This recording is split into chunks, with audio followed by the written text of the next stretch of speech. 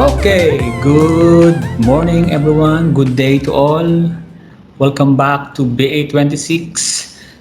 Again, good morning, good day to all students who are enrolled in BA26. Last meeting, we talked about operations management and supply chain management. Today, we will be discussing about total quality management. Okay.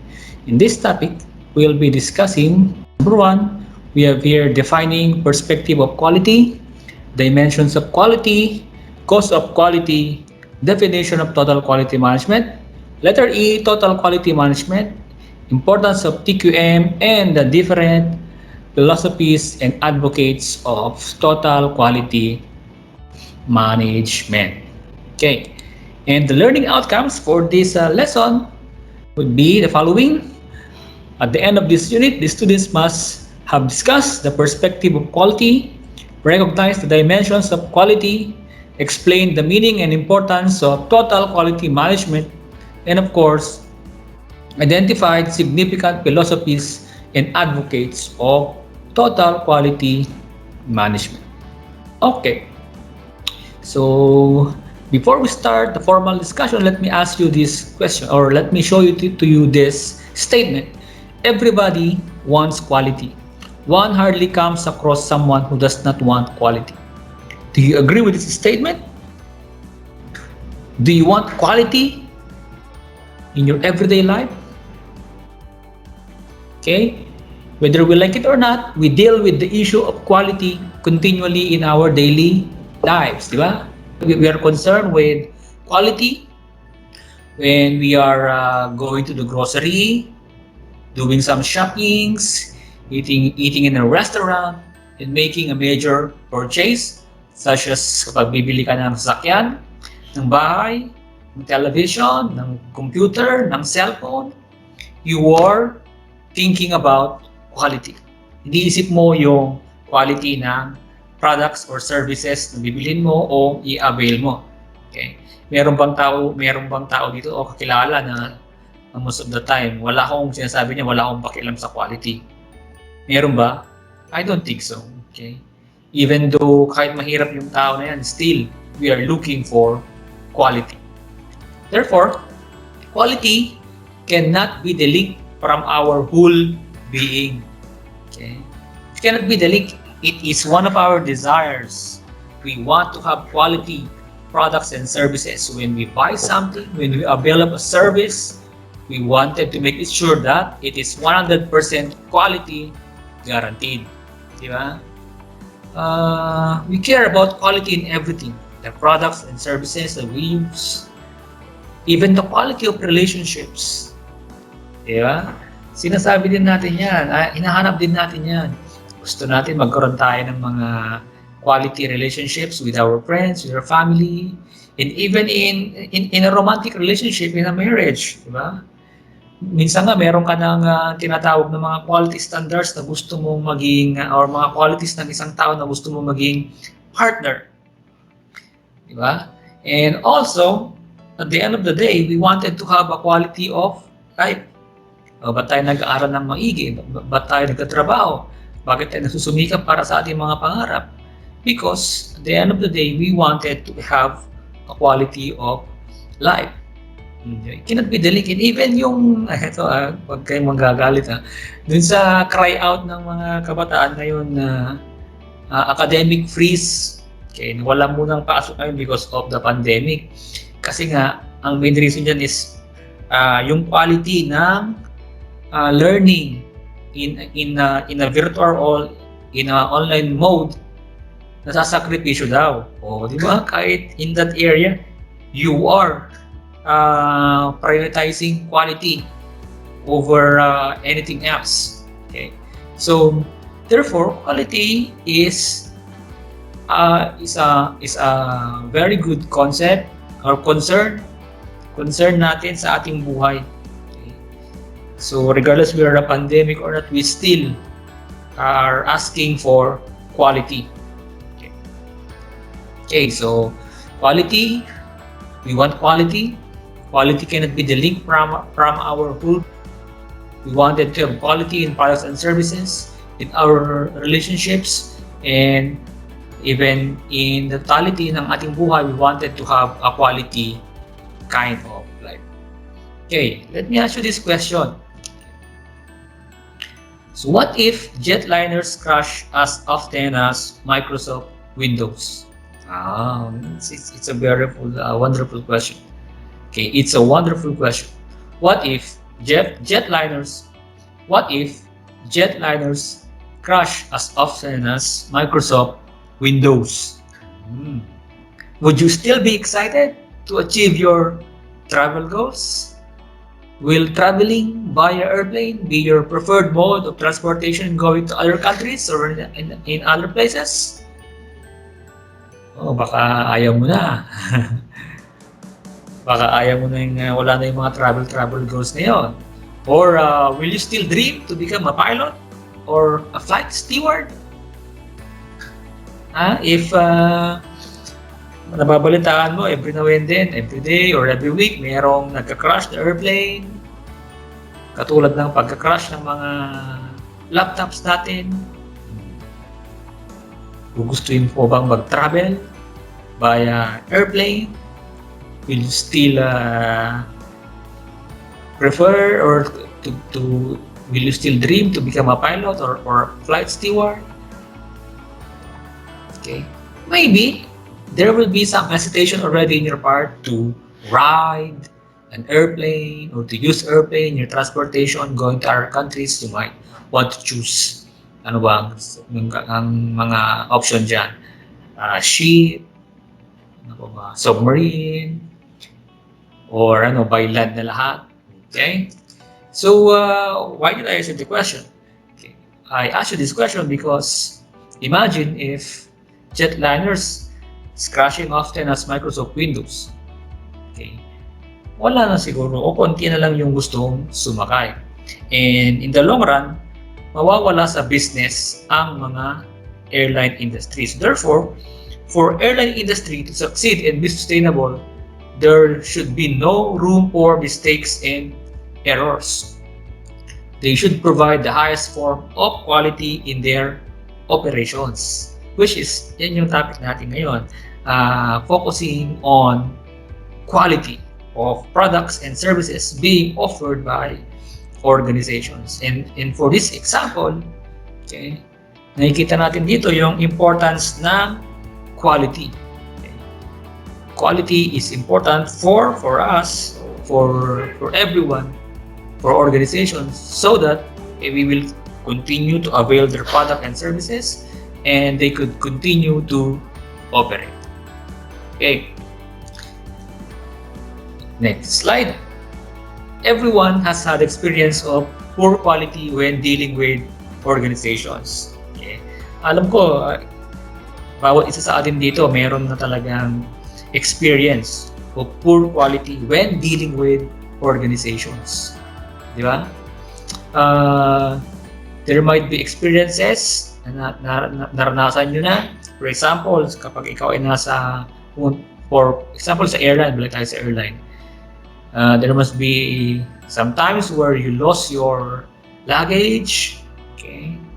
Meron din yung time na nagpa-laundry ka, pero yung damit mo, imbes na bumango at malinis, nagkaroon pa namang stains or wrinkles.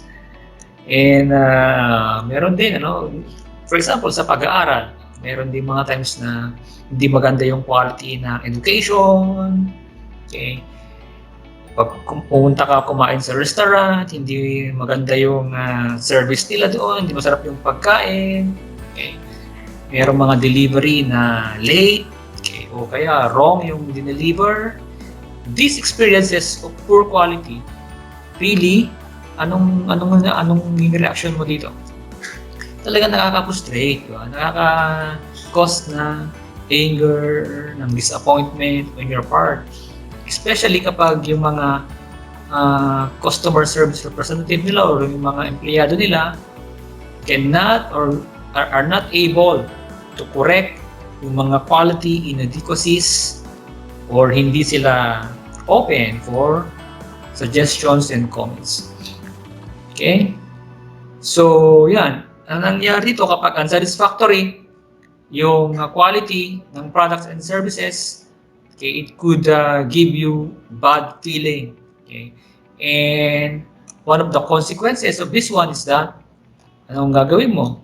You will badmouth itong organization na yan, pagkakalat mo yung negative experiences mo, and then people will also listen to you, and then ang maging result niyan ay lost customers. Hindi ka na pumupunta, lalo na pag hindi na correct, hindi na solve yung issue na yan or problem na yan. And this could be an opportunity for your competitors to take advantage of the situation. Okay? So mawawalan ka ng customers, lilipat sila sa ibang company or organization. Okay, let's try to look an example of a big company na nagkaroon ng problems because of some quality defects in their products. We have here the Galaxy Note 7 explosion in 2016. Yan, nyo ba ito? Nabalitaan nyo ba ito? Sa TV, nag-explode yung Galaxy Note 7.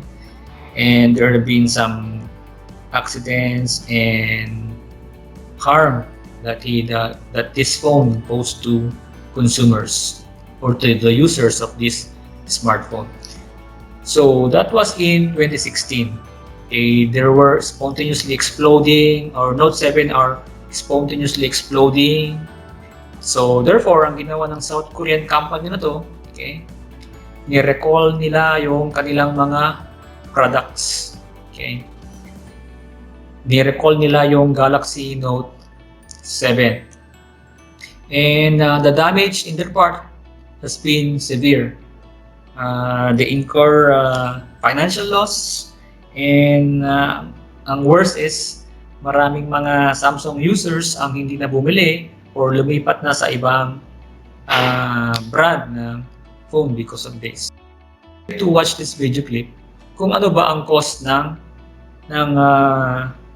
explosion na to and ano yung ginawa ng Samsung to correct this quality defect. Here's what happened and what we've done. Samsung rapidly took action for the Galaxy Note 7 and halted production. Out of 3 million Note 7 sold, 96% have now been returned. This past fall, 700 Samsung researchers worked to replicate the issue with more than 200,000 devices and more than 30,000 batteries. We are determined to learn from this experience. Here's what we discovered. Our findings concluded that the Note 7 device failures were due to two different factors that originated in and were specific to the two different batteries. As you can see in the first instance, there was an electrode deflection and incorrect positioning of the negative electrode tip in the upper right corner of the battery. In the second occurrence, an abnormal weld spot led to an internal short circuit. Now that we've identified the problem, we have undertaken extraordinary measures to further improve our quality assurance process. We've zeroed in on areas for improvement and developed an 8-point battery safety check, including charge and discharge tests. And then we checked the internal components with X-ray scans. Technicians subject devices to extremes, inside and out. Extreme misuse, extreme weather. It's a rigorous regimen designed to reassure everyone about the safety of our devices.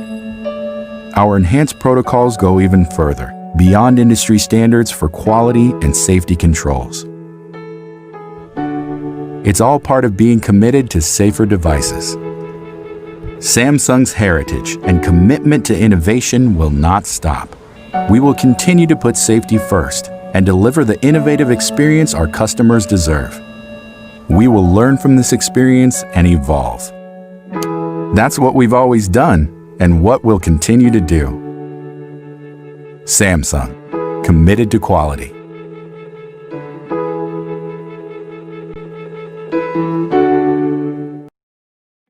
Okay, so yun nga ang nangyari doon sa Samsung. Okay, it is ang main cause is yung bad battery design. Tapos yung pag-rush ng release nila ng updated version ng kanilang Galaxy Note 7, yung nag-cause ng overheat and it lead to explosion.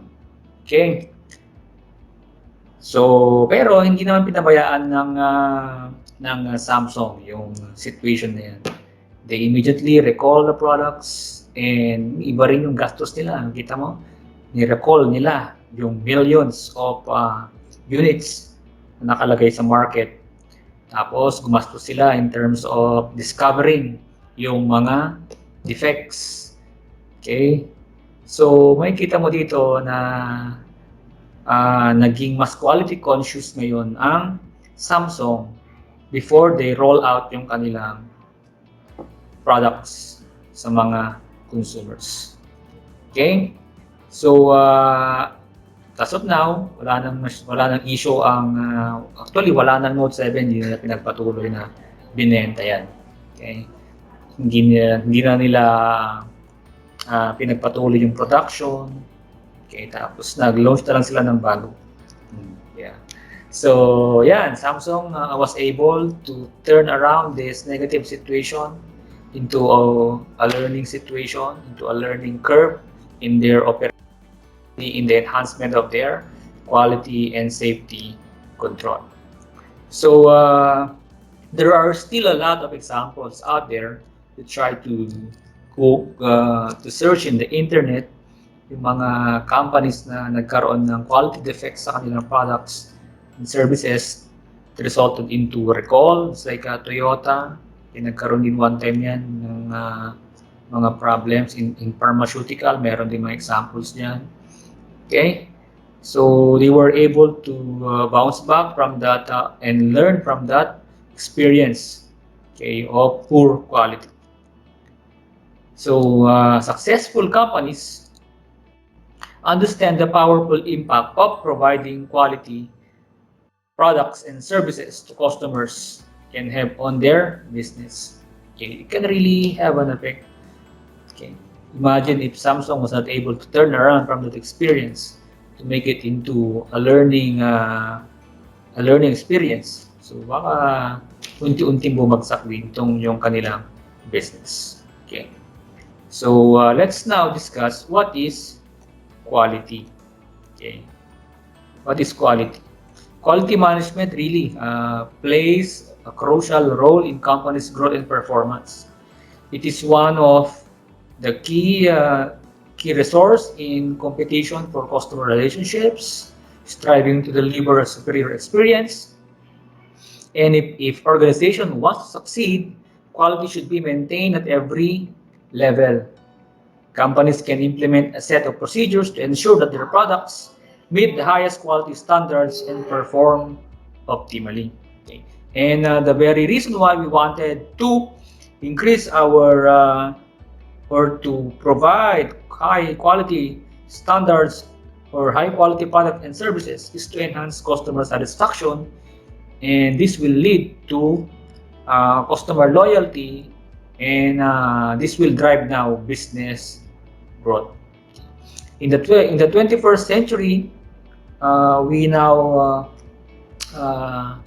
using this century, or it is now being called as the century of quality, wherein quality is a key driver to market share, and quality will have to be integrated in all aspects of the organization.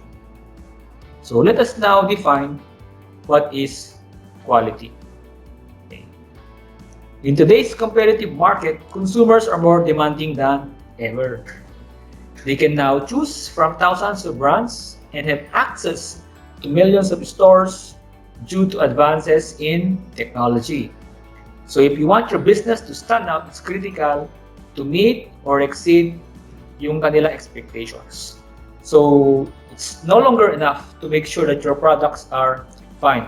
They need to address customer needs and comply with the highest quality standards. So let us now define what is quality. So what is quality? If you are going to answer this question, what is quality? So it might be quality, might be characteristic. Okay, you might also describe quality as ideals, standards. Okay, ano pa ba yung mga common na term natin or common words na pwede ding i-associate sa quality? Now, if you're going to define what is quality, it might be simple, yeah? Pero at some point, it's also difficult to comprehend and implement because quality means different things to different people. And also, it varies with time. Okay, so for now, kung for example, punta tayo sa smartphones, dati-dati ang quality na phone lang noon is basta maka-text, makatawag, okay na yon. Pero today, hindi na enough yan na makatawag at maka-text lang ang smartphone, di ba? Iba na ngayon ang definition ng quality phone. So yun sinasabi natin na it varies with time because we have a changing needs and changing preferences sa mga tao. And also, quality has a variety of definitions, interpretations, and uses. So quality as a concept is quite difficult for many people to understand, and much confusion and myths surround this term quality. But I will going to share to you some quality para magkaroon naman tayo ng yardstick or basis para masabi natin ng isang product or service ay mayroong magandang quality. Okay. So today, there is no single universal definition of quality. Some people will view quality as to performance to standards. Others will view it as meeting the customer needs or satisfying the customer.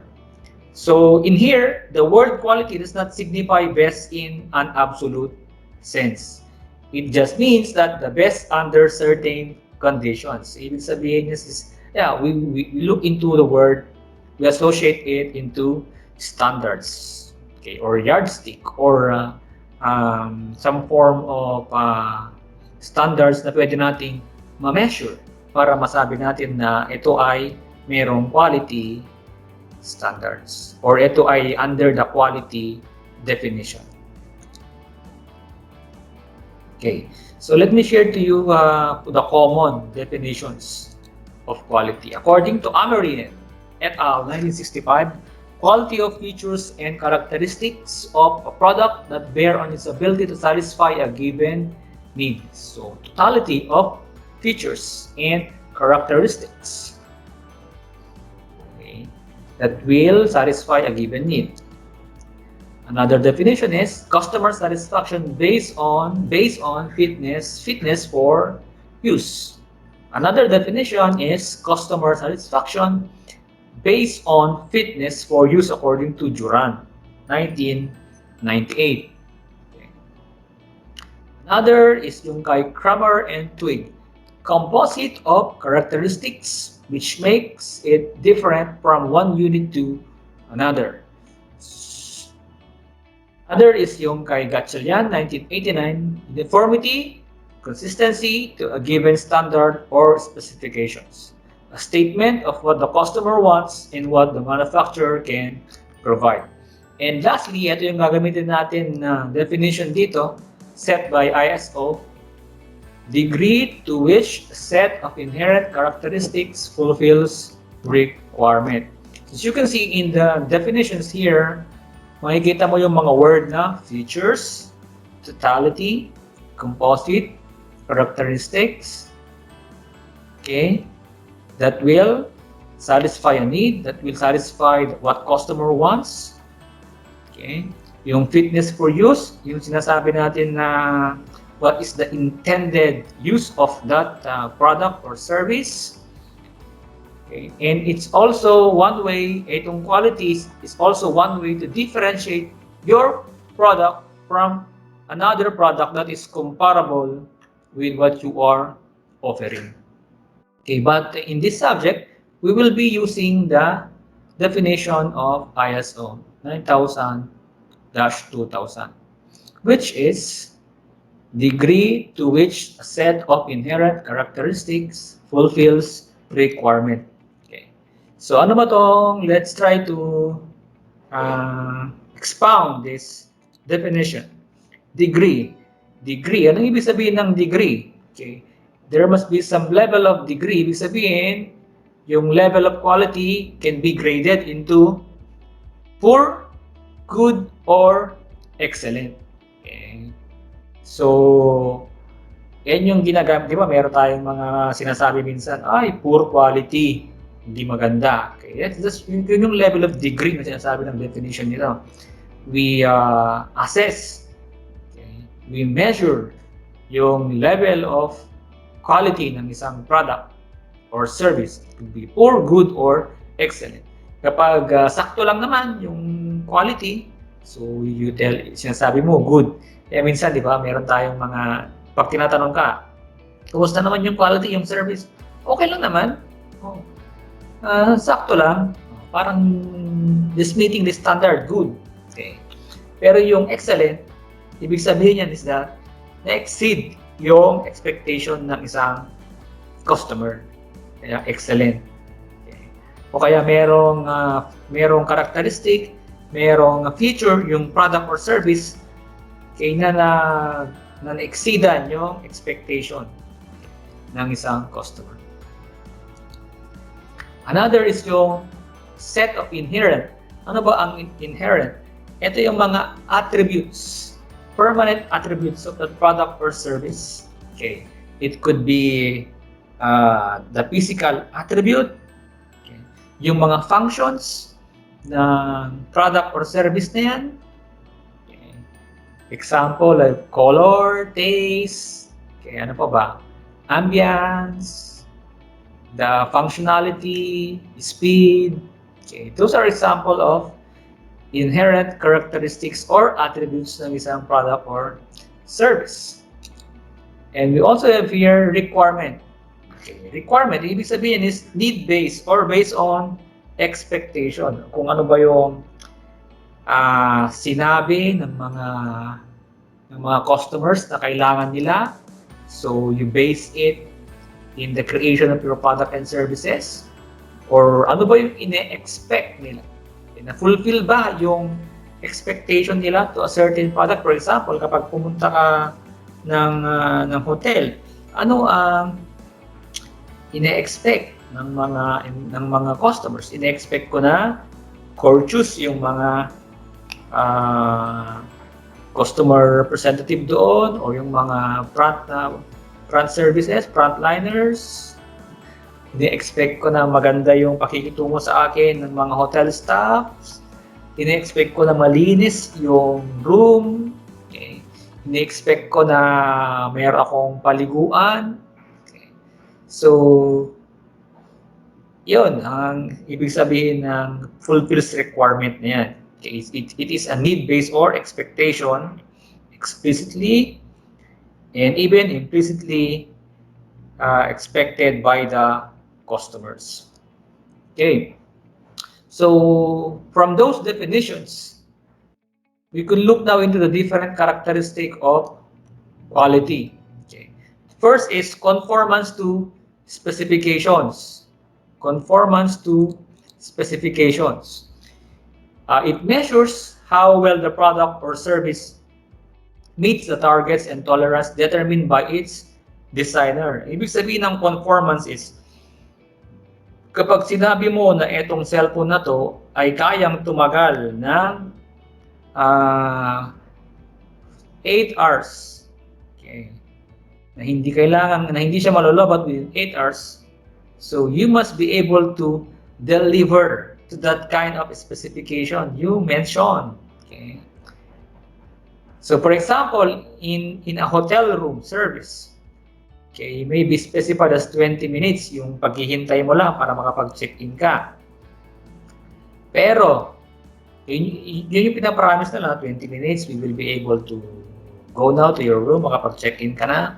Pero kapag nag-exceed yan, okay, ng more than 20 minutes, so you are not conforming already to the specification you set or the specification set by the designers or the manufacturers or the organization.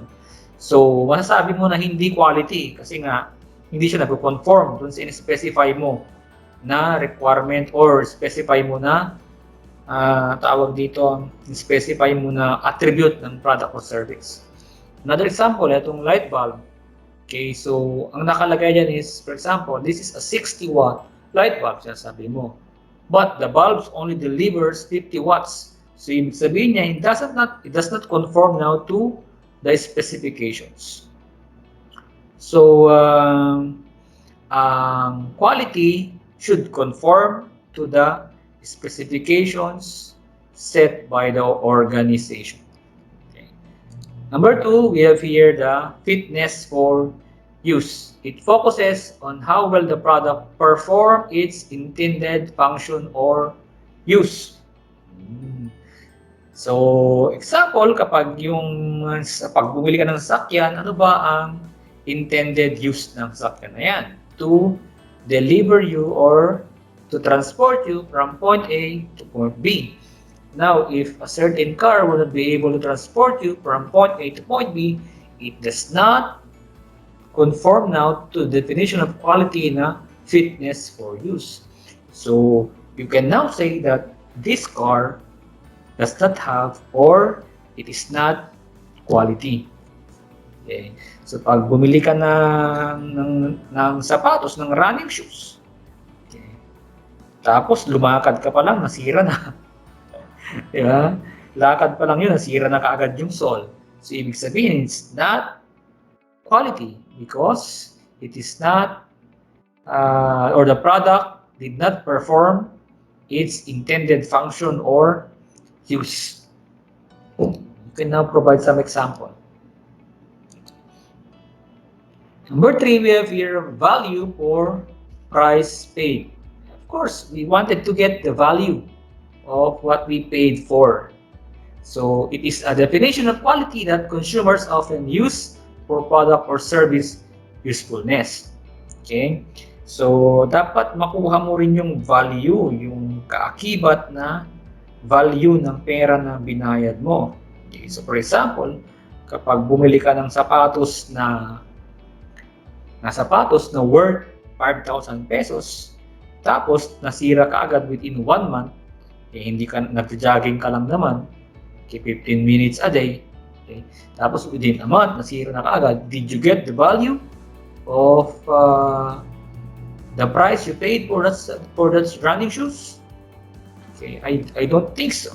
Okay, so you can now assume that the product is not of high quality because I did not get the value, the price that I paid to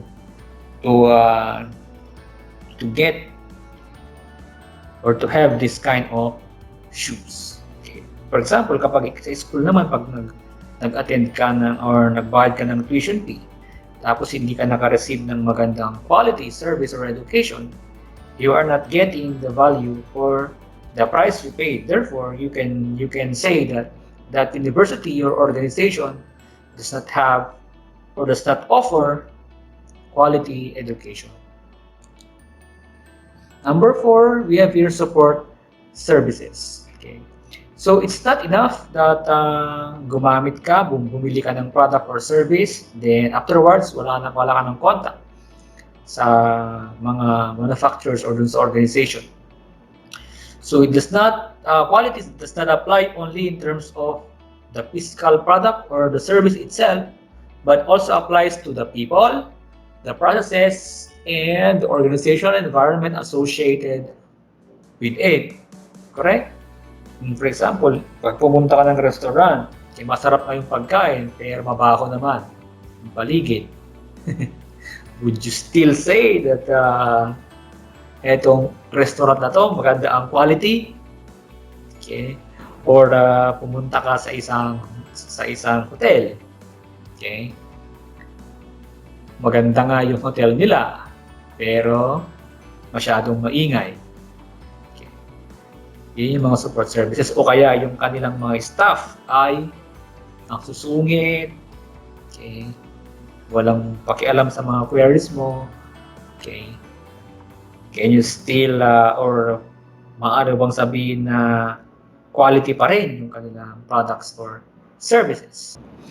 And lastly, it is ang main goal naman talaga na kung bakit natin gusto mag-provide ng quality product or service is to satisfy the customer expectations and understanding their needs and future requirements. So quality is meeting the customer requirements. It's all about exceeding and meeting their needs and expectations to develop and sustain a long-term relationship with them. And also, you must understand that people have changing needs and desires and even preferences. So you have to constantly study yung kanilang needs, wants, and preferences so that you could adjust the different characteristics or features of your products and services. So according to Demings or Edwards Deming, quality is meeting and exceeding the customer's needs and expectations and then continuing to improve. Okay. So importance of quality. The quality of goods and services can impart a competitive edge to an organization. Okay. So the importance of quality is stated in the following sentence, which for me, I agree because if there's no quality in your product and services, meron bang bibili? Meron siguro, pero kukunti lang matinda. In the long run, okay, kapag may nahanap sila ng mas magandang product or service, mas magandang quality, hindi na sila bibili. So no quality, no sales. No sales, no profit. No profit, no jobs. Ano pa ba? Pwede mong i-continue na yan. Okay. No profit, no jobs, no organization. Okay. So today, quality is a watchword for the survival and growth of any organizations in a global business environment. Quality increases profits in addition to enhancing the image of the company.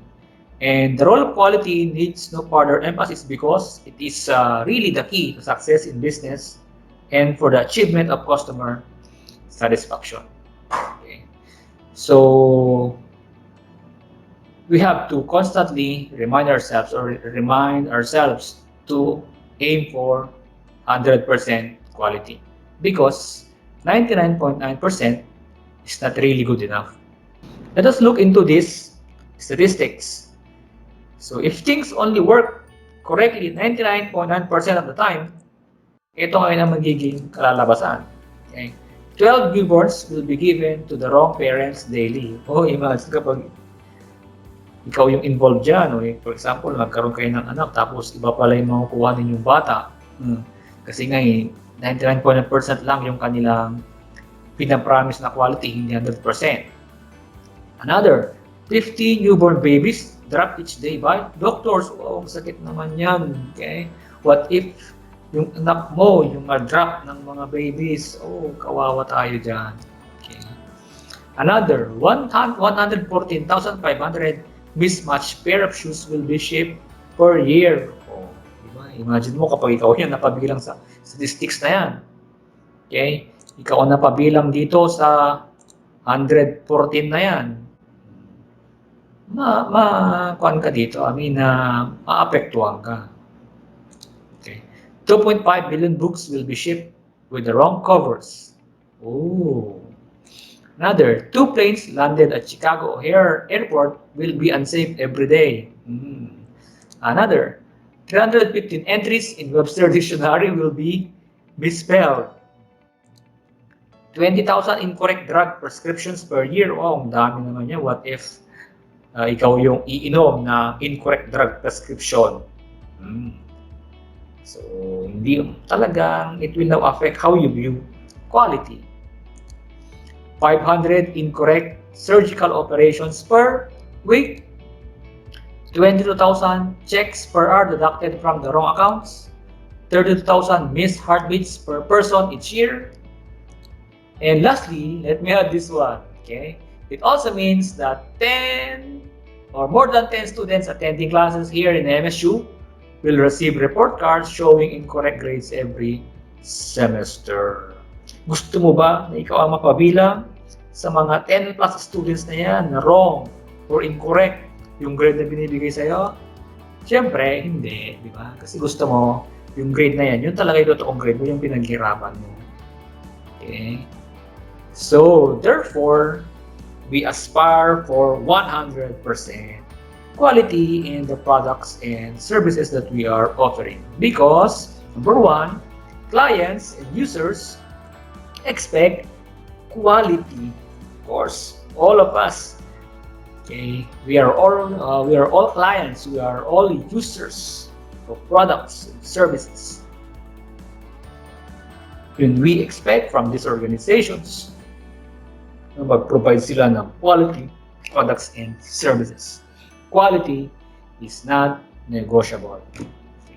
Another, poor quality results in your work at additional costs. Still remember yung Samsung, di ba? Yung nangyari, total recall ng mga products nila nasa market. Okay, tapos identification of the defects. So, marami. It's billions of financial funds ang nawala sa kanila na pwede sanang gamitin for the improvement ng kanilang organization. Pero nawala because of the poor quality ng kanilang product. Poor quality results in the problems that can be difficult to diagnose and solve. Nangyari sa Samsung, we go back on that. And lastly, ito yung pinakamasakit sa lahat, poor quality can cause lives. Example kanina, yung airplane. Yeah? What if palagi silang magka-crash, katulad ng pagka-crash ng mga cellphone, ng mga laptops, hindi marami nang mamamatay. And we cannot allow that to happen. Okay. Ito yung isa sa mga main reason kung bakit kailangan ng quality ng products and services so that we could reduce deaths based on poor quality. Not just reduce, pwede pa nating tanggalin. Wala dapat namamatay because of poor quality. Okay, let me show you a short video clip where nakalagay dito, discuss dito yung importance ng quality sa mga products and services. Maybe the best way to show what a difference quality can make in your workplace is to show your colleagues what occurs when quality wasn't good enough. That's exactly what ASQ member Sifo Jabati did in a stunning video. Jabati presents 3 well-known disasters and tells which quality principles weren't properly followed. The US Space Shuttle Challenger's explosion just 73 seconds after takeoff, resulting in 7 deaths and a financial loss of more than $1 billion. Toyota's recall of vehicles due to unintended acceleration, causing 52 deaths, 38 injuries, and a financial loss of $5.5 billion.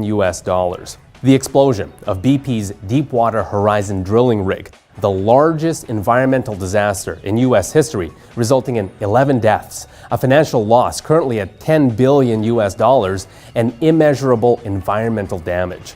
This video is a sobering and eye-opening look at the importance of quality.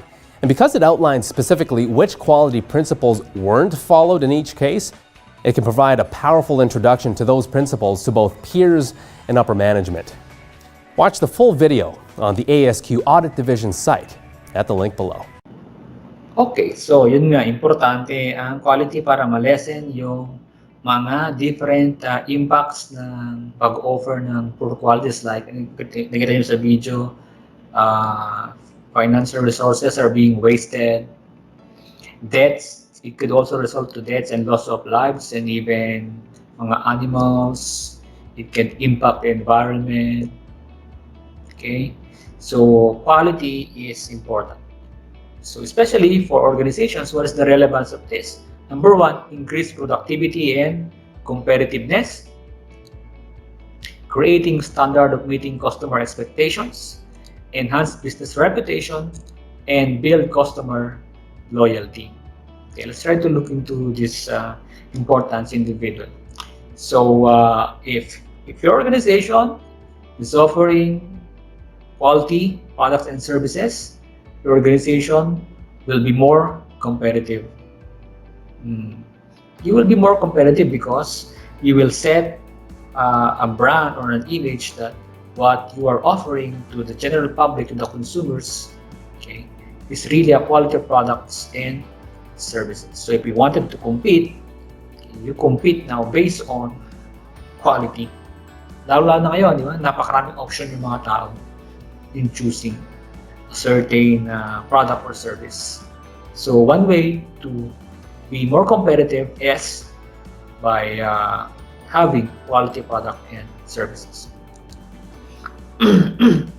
Another is, second, creating a standard of meeting customer expectation. Okay. So when your company offers a quality products every time, you can now create a standard of satisfying customers. So ibig sabihin yan, you build trustworthiness. Okay. Therefore, it will also result into customer loyalty.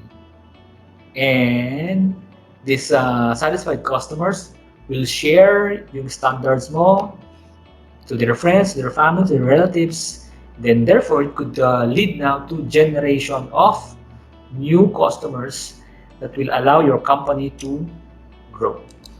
Number 3, it enhances your business reputation. Okay.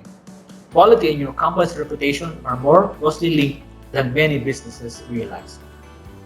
When your products don't match the standard of quality that was promised, people will hear about it in social media, through review sites, forums, and from their friends. So, imagine kapag hindi maganda yung mga feedback mo, yung mga quality reviews mo, it could impact your operation and even your sales. So, one of the brand, let me give you an example of a brand. Okay? Kapag narinig mo pa lang yun, alam mo na maganda na ang quality. So, example, Nike. Okay? Nike is a great example of a company that links its brand reputation with quality of their products. Okay? They built their company with great marketing and products that stand the test of time. People know that they can trust Nike and are willing to pay more because of their products, provided the quality they come to expect. Okay. Number 4, and lastly, it will result into customer loyalty. Customers will always come back when a product is good, if it's of a high quality and exceeds their expectation, even if the price is high. A quality product creates unshakable customer loyalty that generates and increase leads. And when customers find a product they trust, they return, make repeat purchases, and recommend the product or service. And the prime example here is Apple. Apple, ang mahal-mahal ng Apple devices, ng mga Apple products. Tapos almost every year, nagkakaroon sila ng mga upgrades. But if you try to look into the upgrades ng kanilang smartphones, Apple, yung mga iPhones nila, hindi na masyadong marami yung mga added features and upgrades. Okay? Pero bakit bumibili yung mga tao? Okay, customer loyalty, because they know that product or Apple iPhones have a great quality compared to others. Even though it's expensive, even though they have other options, they will still choose your product because maganda ang quality. So in the end, product quality is something companies should always emphasize. Creating quality products will continue to be the most important thing to customers. In a world where it's hard to predict the demands of the customers, mastering and improving quality of your products and services will be very crucial in gaining market share. Okay, now let's look into the dimensions of quality. Dimensions of quality. Number 1, we have here product quality. We have here 6: functionality, reliability, usability, maintainability, efficiency, and portability. Okay. Product quality is essential to a company. And as any business functions because of consumers' inclinations, preferences, and loyalties. So without the satisfaction of the customer, there is nearly no future for the company. And if it is the customer who decides the business of the company. And if they're not happy with the product they are getting, then it won't turn up well for the company. Pwede silang lumipat, pwede nilang bigyan ng negative review that would now impact your reputation sa ibang business. Okay. Number one, we have here the dimension of product quality functionality. This refers to the core features and characteristic of a product. Okay, mga core features and characteristics. Example, yung Note 7, so you will be looking into the screen, type of screen, size of the screen, ilang pixel, megapixel yan, okay? Ano yung processor niyan, ano ang RAM niyan, okay? That is functionality. What are the core features and characteristics of a product? Number two is reliability. Reliability is the indicator of the durability of the product.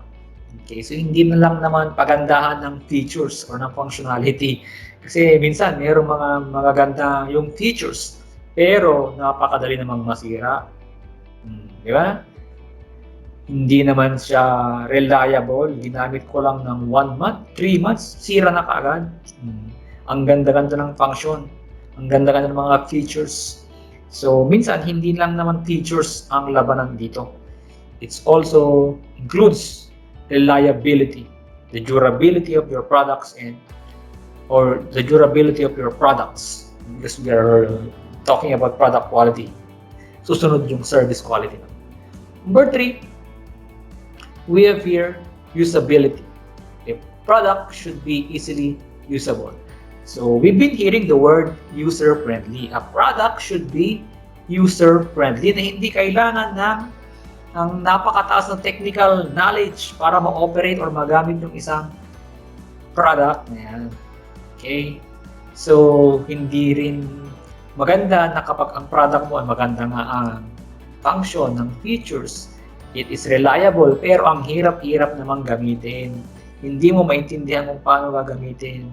Ang daming dapat na kailangan mo munang meron ka pang background or knowledge sa isang bagay bago magamit yun. So, it could also affect yung product quality kapag hindi user-friendly ang isang product. So, you have to make it sure na yung product ay easy to use at hindi masyadong kailangan ng technical or yung tinatawag natin ng mga higher level of thinking or meron mga jargons or terms na ginagamit dito. So, you have to make it sure that your product is user-friendly. Number 4, we have here maintainability. It refers to the ease with which a product can be maintained in the original condition. Okay? Baka inusar mo lang, 1 month ka nakadadaan mo tilanganan. Diba?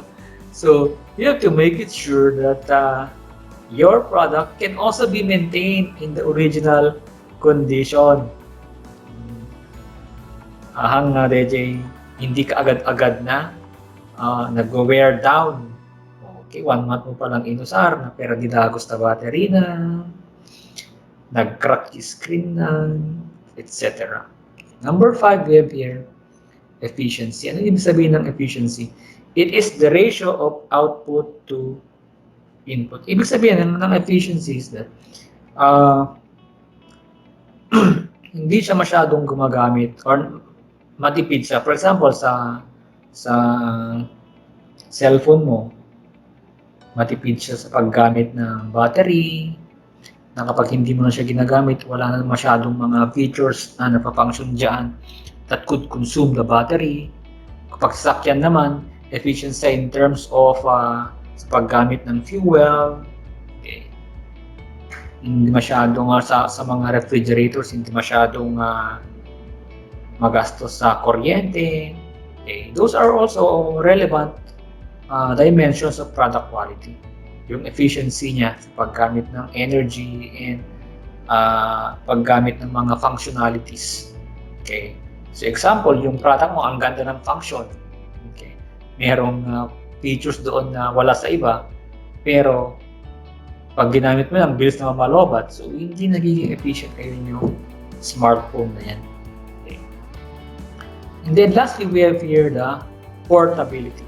It is defined as a set of attributes that bear on the ability to be transferred from one environment to another. Okay.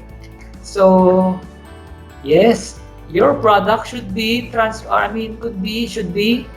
your products should be transferred from one location to another. Okay, hindi yung nagagamit mo lang yung product na yan in certain location. No. It should be portable. Okay. For example, yung smartphone, hindi naman pwede na sa isang location lang pwedeng magamit yan. So, it must also be transferred from one environment to another. Okay. Mai-transfer mo, mausara mo sa baling na location. Okay. Mausara mo uret tudo, agin-init, agbagbagyo. Yung ibig sabihin ng portability. And another, we have here 8 dimensions kasi yung 6 lang kanina, no? Pero may pagkakapareho din lang naman yan.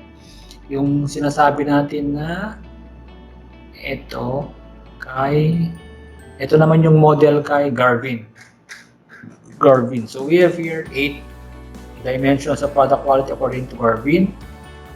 And we have here the description and some examples. Pag performance, okay. So, yun na yung features, okay, yung na-discuss natin, kanina functionality.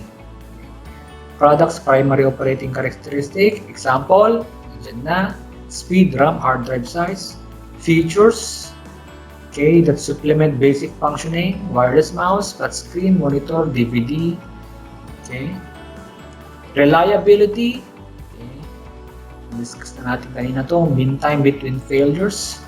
And we also have here conformance, degree to which a product's design and operating characteristic meet established standards. Okay. And the following are examples. We also have here durability, expected product life, time to technical obsolescence, rated life of monitor, serviceability, speed, courtesy, competence, and ease of repair. Of course, dapat meron din yan.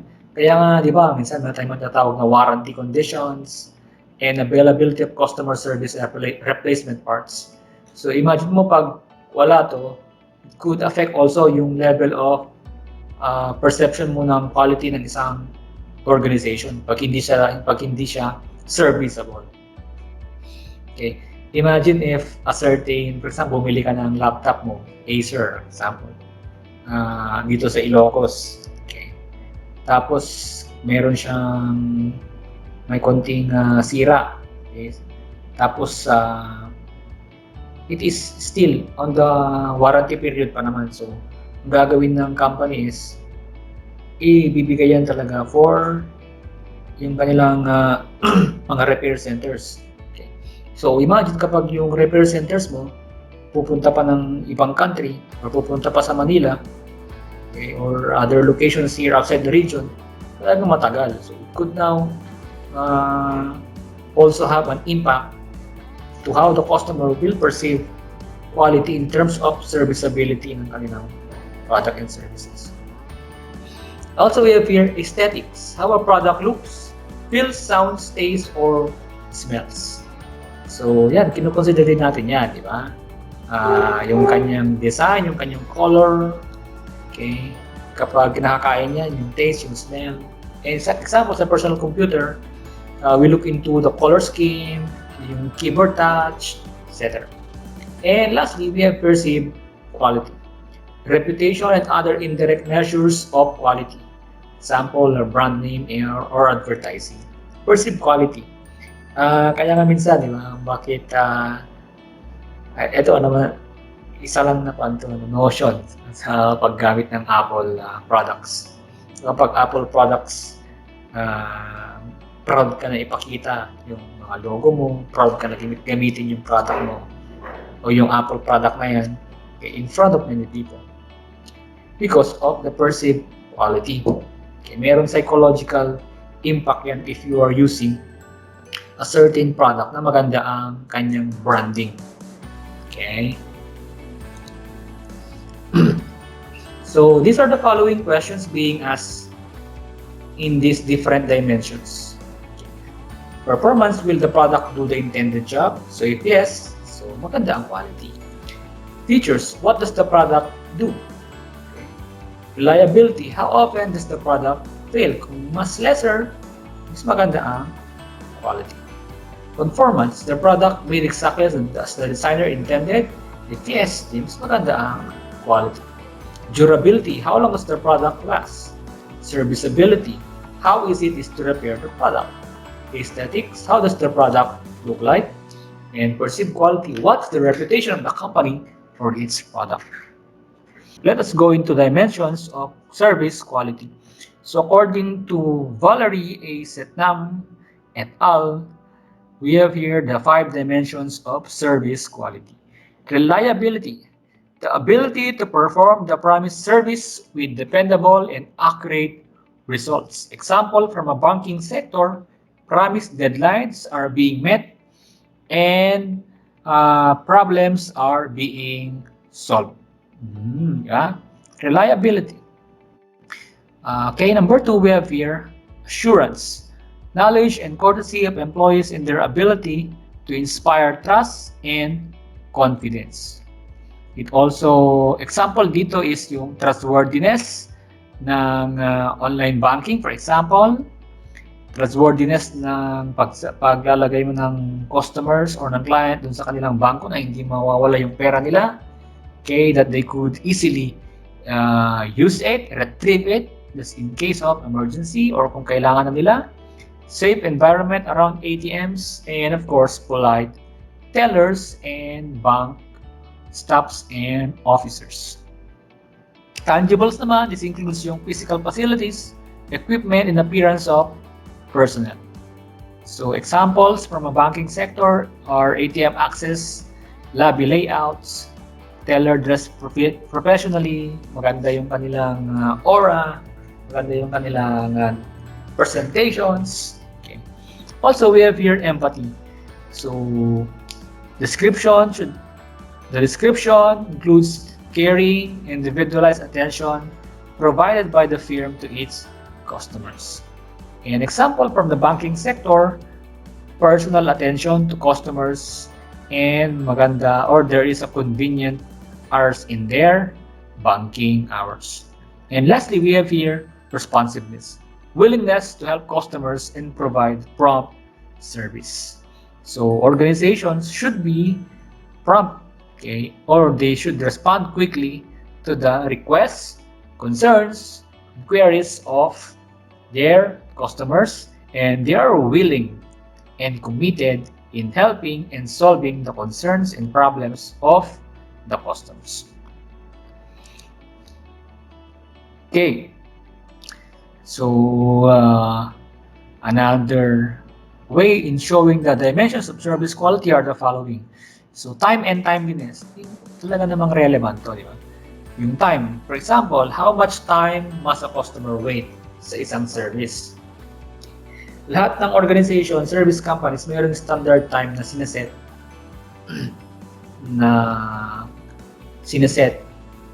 dun sa waiting time ng mga customers. So pag sinabi mong 10 minutes, 15 minutes, will be able to serve you, okay, you must abide in that standards.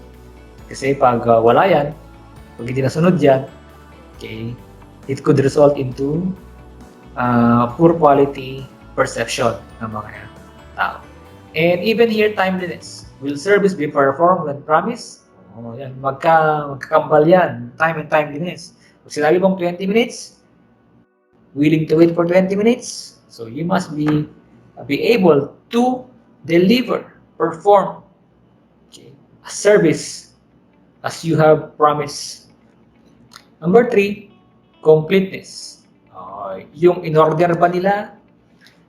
Okay, yung gusto nila na service, kompleto ba? Kasi pag kulang, ano mangyayari? It could impact also yung kanilang perception of quality dun sa company na yun. Number 4, courtesy. Discuss na natin ganyan yan. When the services are being delivered, okay, are they being delivered properly, humanly, okay, sa mga customers, regardless of economic status, or tsaka lang maganda yung pakikitungo ng mga empleyado na provide ng service kapag foreigner yan, kapag mayaman. It should not be. Okay? So there must be courtesy to all types of customers, regardless of their economic status. And number 5, we have here consistency. So our services delivered in the same fashion for every customer, every time for the same customer. Okay. Ang pangit kasi pag paiba-iba yung level of services na in-offer mo sa customer. Ngayon maganda, bukas pangit. Ngayon ang courteous mo, ang consistent, ang ayos ng paggawa mo ng service na yan. Kasi nga mayaman, artista yung kliyente mo, pero pag hindi artista, hindi ka na ganado, hindi na maganda yung performance mo. Okay, if ganun yung mentality, it could impact yung quality of service. So we have to make sure that you are consistent to every customer, every time they wanted to avail of that service. Number 6, accessibility and convenience. Is the service easy to obtain? Yeah. Malapit ba yan sa city? Okay. Madali ko ba siyang ma-avail? Baka naman kailangan pa ng pasikot-sikot or napakalayo sa kabiasnan. Okay. Baka madami pang steps na kailangan kong gawin para ma-avail ko yan. Okay. So, service should be easy to obtain. Number 7, accuracy. The service perform right the first time. Correct. Okay. Yung service, dapat ay you must perform it right the first time. Hindi yung, sorry sir, pasensya na po, first time ko po sinunod, nagkamali po ako. Hindi pwede yung ganun na excuse sa mga customers. Okay?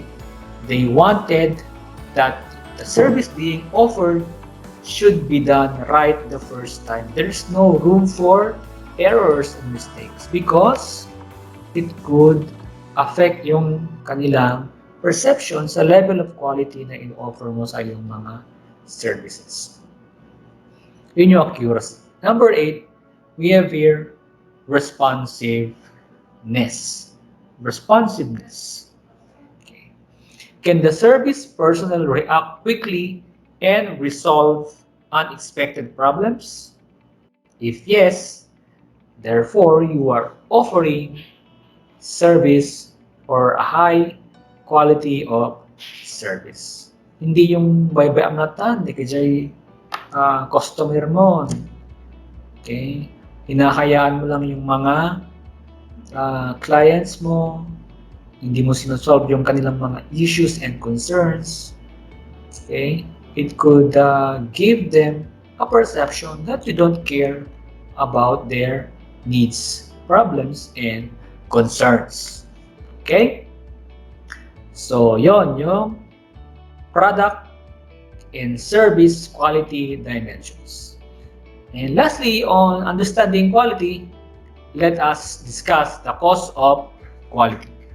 Quality affects all aspects of organization and has dramatic cost implications. Okay.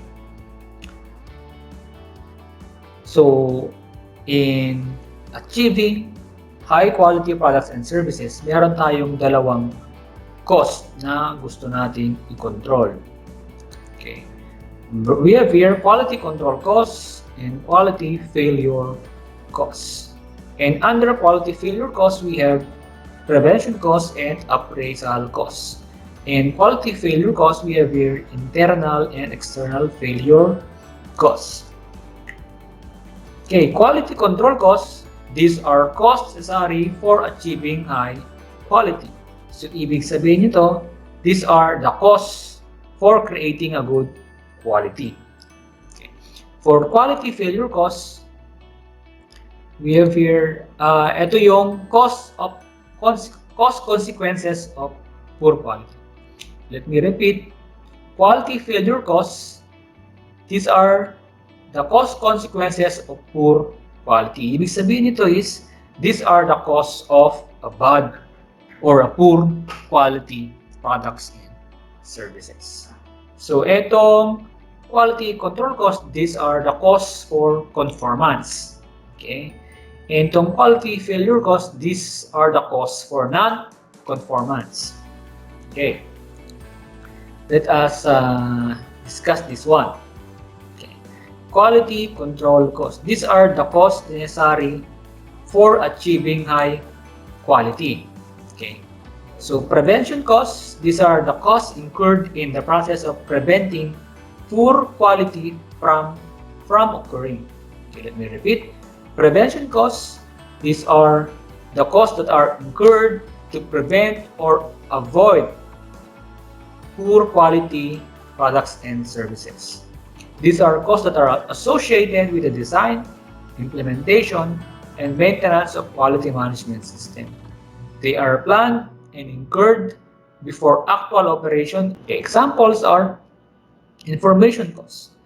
These are the costs of acquiring and maintaining data related to quality and development of reports on quality performance. Okay.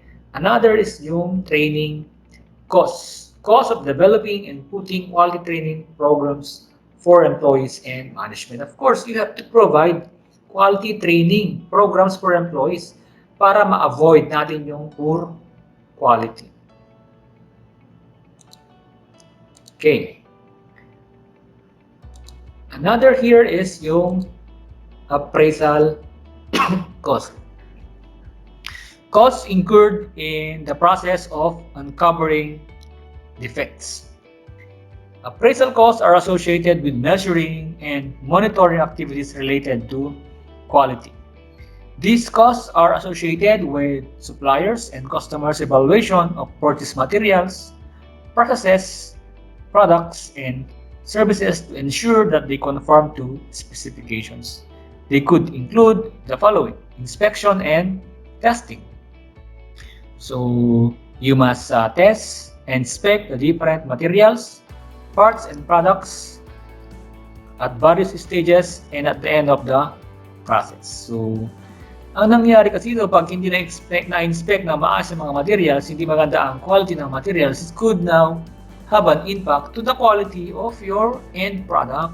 So, in the inspection and testing, napaka-crucial ito.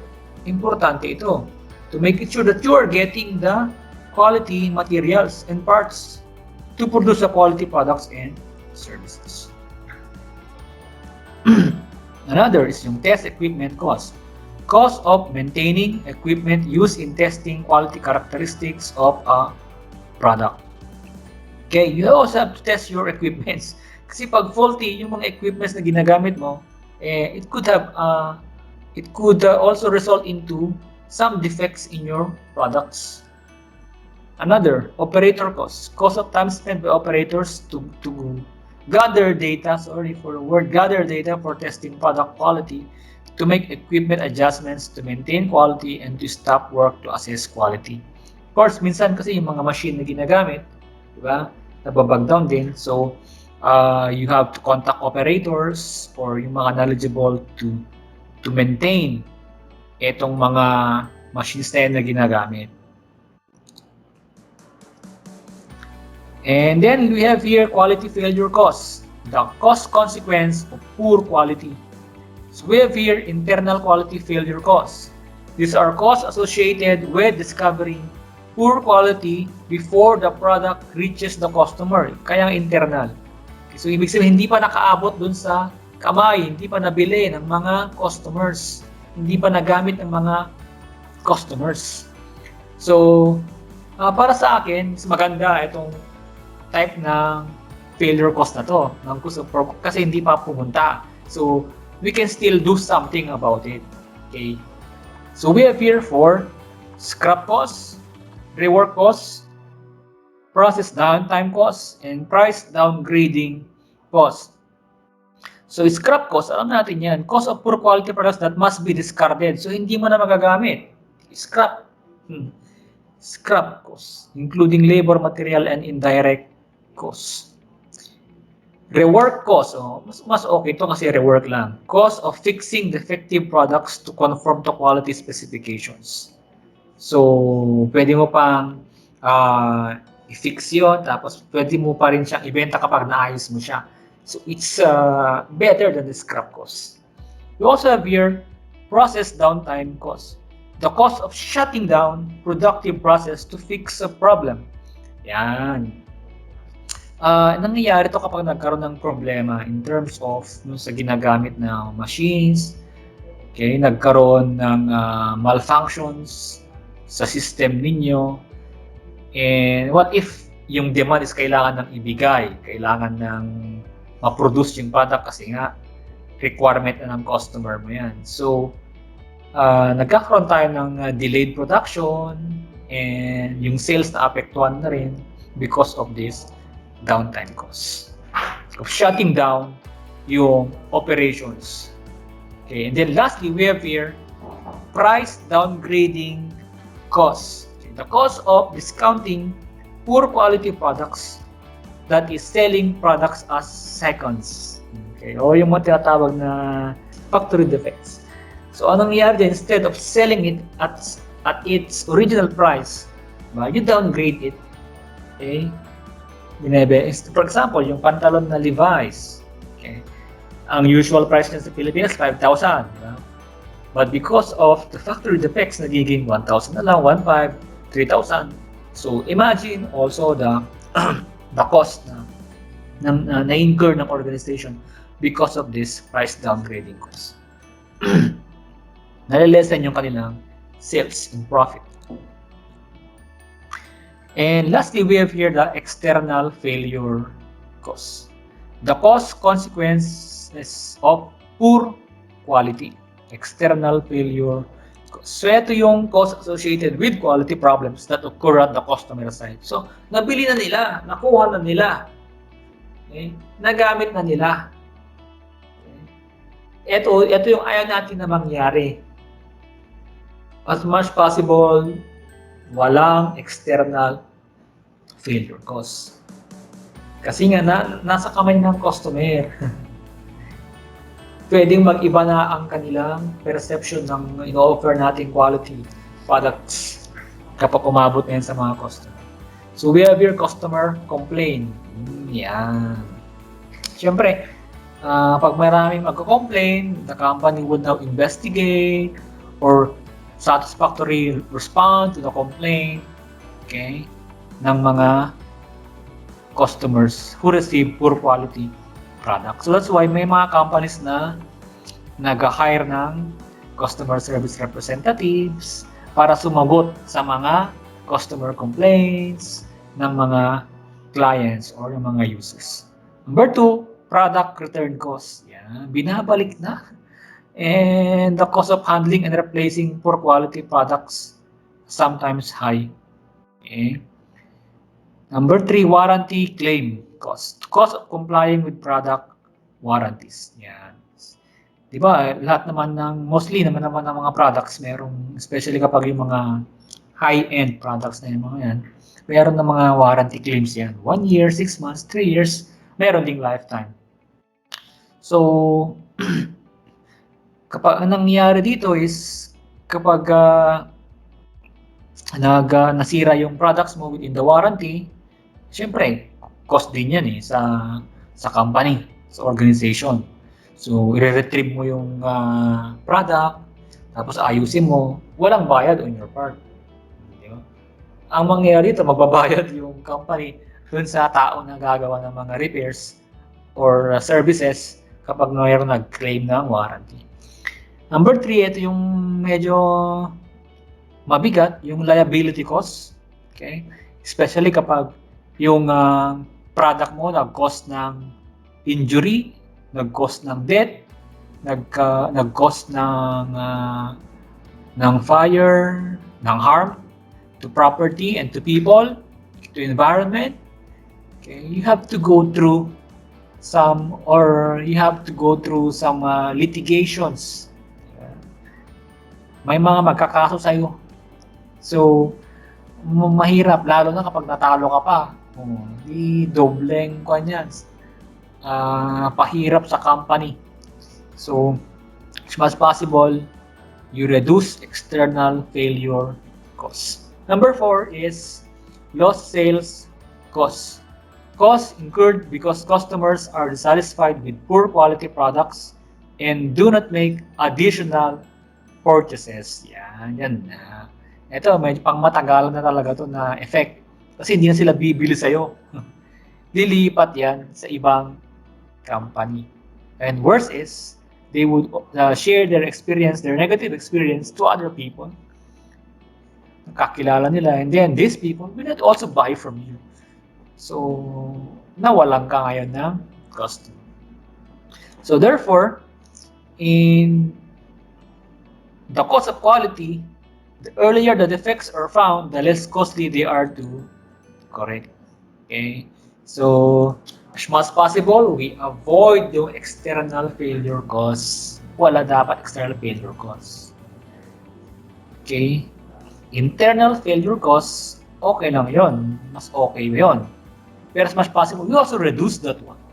Okay? So, quality is not complete without the customers because they are the ultimate judge of quality. So, ngayon, kaya na sinabi ko kanina, yung external failure costs, dapat yun yung hindi natin pinapaabot dun sa part na yun. So, habang nasa company pa, i-double check na. Kaya nga meron tayong mga tinatawag na quality control test, quality check, to make it sure that before it reaches, before it reaches etong mga products na to sa retail stores at nabili ng mga customers, wala na siya. Free from defects na siya. Okay? So that customers will enjoy and will use your products at its intended use. Okay. And who are our customers? So they are either internal or external customers. Of course, your internal is your employees. Okay? Napaka-importante na they should also be taken good care of because they are the one who produce your products and services. External are the users. Okay? Customers can also be individuals, group, persons, or entity. Meron din ganyan, di ba? Yung ang client mo is organization din that will further transform your product into another product. Okay, they are the ones who use, buy, further process, distribute, or affected by the product. Your customers is the real boss, which is true. Kapag tumigil na bumili yung mga customer mo sa company mo, edi wala kang sales. Kung walang sales, walang profit. Kung walang profit, edi wala kang pantustos sa operation ng business mo. So, kapag walang pantustos dun sa operation, no funds available for the operation of the business, magkuklose yung negosyo. So, ang boss ay hindi yung CEO. Ang real boss is yung mga customers. What customers require? Okay, they do not care, external customers, they do not care about the process, but how they are processed. Nakarinig ka na ba ng isang customer na tinatanong, paano nyo create yung laptop? Paano nyo binake yung cake? Okay. Bihira lang, di ba? Because what they care is the product itself and how you process them when they are availing the products and services that you are offering. Are you courteous?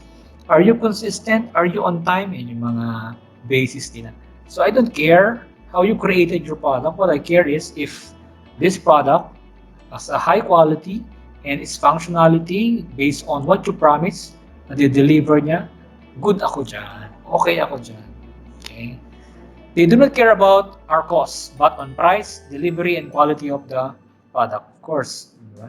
Wag mo nang discuss sa akin yung cost ng ginawa niyo, mga internal costs. Hindi na tinatanong yan. Okay? Hindi na iniisip yung mga yan. And to satisfy external customer, internal customer must be satisfied first. So, I explained it kanina na of course, dapat masatisfy mo yung mga empleyado mo, yung mga nagtatrabaho to produce the product and services para maging productive sila, innovative. Okay? Inside the organization, they are motivated to perform, to create a quality product and services. Kasi pag hindi sila satisfied, for example, they could sabotage yung company mo, yung organization mo, yung product mo, by creating a defective product. Tapos, i-declare nila, oh, sir, pasado to. Okay dun sa quality, pero since hindi sila satisfied dun sa pamamalakad mo, dun sa management mo, sabotage ka nila, hindi pag binili ng customer yung product, defective product na ginawa nila, damay-damay na yan. Okay? Do not argue with customers. You may win the argument but loses the customer. Sometimes this is true. Yeah? Kahit na minsan mali yung customer, tama yung company, but you win the argument, hindi na babalik yung customer. So, sino ay natalo? Tapos, meron ka namang competitor na ganoon din ng product. And doon sa na-satisfy, sino natalo? Yung company. Okay, what customers require? They require satisfaction. Okay? So, you have to satisfy, delight, and surprise your customer. Customer satisfaction is the level where customer requirements and expectations are met. So, the standards are met. Okay, iba naman ang delight kasi ang delight is when requirements and expectations are exceeded. Okay? And ang pinaka-mataas na level of what customers require is yung customer surprise. Yeah? How to keep customers happy and loyal non-stop that they will always come back. So, meron ding element of surprise. Yung hindi inakala ng customer, meron pa ng ganitong promo, meron parang ganitong freebie function itong product or service nila. Okay? And lastly, everyone in the organization should be customer-focused or oriented. So, quality is not only satisfying the customer, but to keep them satisfied better than before and better than others. To the industry leader, the quality goal is not only to remain number one, but a far number one from number two. So, always remember this. And lastly, quality is a journey, not a destination, which is true. Okay. Customers have changing needs, changing preferences, okay, and wants. Just like what I've said kanina, in quality is also affected by time and what is required today, what is expected today, or should I say, what delights customer today in the future could turn into just a requirement. So you have to make it sure that you constantly study your customers, constantly determine yung kanilang requirements, yung kanilang needs, so that you keep on improving your products and services. Okay, so quality is a journey, not a destination. Okay, so that is all about understanding quality. Next, we will be discussing total quality management.